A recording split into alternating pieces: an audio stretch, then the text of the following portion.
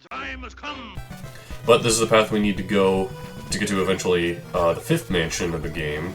Wow, that skeleton took a lot of hits. Hold on, I need to equip the holy water. I honestly do not know this area very well. I don't usually get this far in my playthroughs just because this game is kind of draining. You know, you gotta go through everything, you gotta grind at a lot of points, you gotta wait through all the nights. That old man there, does he have anything? Okay, yeah, that old man there has a very important addition, which is we're gonna go down here, we're gonna use the holy water to break that. We're gonna walk on through. Hello there. I'll give your Morning Star power to burn away evil. So now, our Morning Star whip is even stronger than before. It's now the best whip in the game. If we came here without having the Morning Star, like if we had any of the other whips, he would not have been able to upgrade our whip at all. So if you think, oh, it's the 2nd best whip in the game, but we're getting the best one relatively soon, I'll just skip this one. No, you do have to pay all the 200 hearts if you're going to want to get this one. Which now, we're much stronger, so we're killing these skeletons and presumably these skulls as well in just 2 hits. Yep. The Flaming Morning Star is incredibly fun to use. I kind of wish I could use this in the actual, like, Castlevania classic games, like the 1st or the 3rd game. That would be really fun. Oh boy, okay, and here is this giant pool of poison that we cannot get through unless we use laurels, so let's go ahead and do that. I'm going to try to get through as quickly as possible. There are a couple of breaks in between for really no reason. I'm taking hits. I'm taking hits. You know what? I'm just going to live with it. I'm just going to go through. I'm just going to survive. I'm just going to... Oh, it's morning. Cool. I don't want to use my other laurel because I am going to have to backtrack through this, and I do not have any more laurels. I died. Okay, that's okay, because we are back onto this middle platform where we can go ahead and go through. We're draining our health. This really hurts, but we're gonna make it to the other side, hopefully. Ow, ow, ow. Okay. We made it to the 5th mansion. 5th mansion, nothing much new to talk about, really.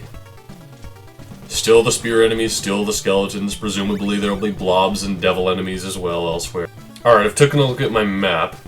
And it looks as though we actually can get more laurels here in the mansion so we can actually leave. Thank goodness they thought of that. I'll give them some credit. But it's in the complete opposite path that the oak stake is in, which again, we didn't buy an oak stake last mansion. Which, I kind of wish I did now. But it's okay. We're going to just spend our time here to, you know, get both the oak stake as well as the laurels we need.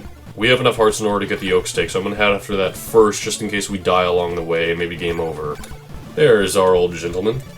Invest in an oak stake. Why, yes, I will. For the final time, we are getting an oak stake. Now we just gotta fall on down here. Both this and the upper path eventually lead to the piece of Dracula. Doesn't matter which one you take. But this one is the one that has the laurels. I beg you to take these laurels. We don't even have to pay for them, by the way, and he gives us 8. We gotta go down here and this way. This is the entrance to the boss, because finally we have another boss. This is an original boss. Carmille or whatever, I believe is its name. All it does is it shoot this fire attack, which you can easily jump over, assuming you're at a decent distance. And then it just kind of goes around in circles here. I might die, just because I don't have a lot of health.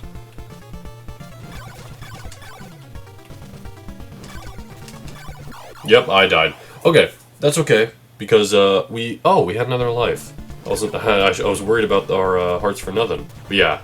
It's a pretty simple boss, not as easy as Death. Death, you just kind of stood there and whipped over and over again. At least here, you gotta kind of time your jumps and your whip hits. People who are familiar with Smash Bros. Must be familiar with her from the Simon Belmont trailer, where they showed her scaring Luigi, which is pretty great, I'll admit.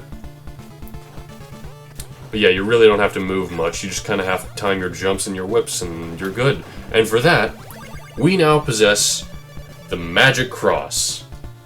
A classic weapon from the original game, although, looks like we can't actually throw it like we could in the first game.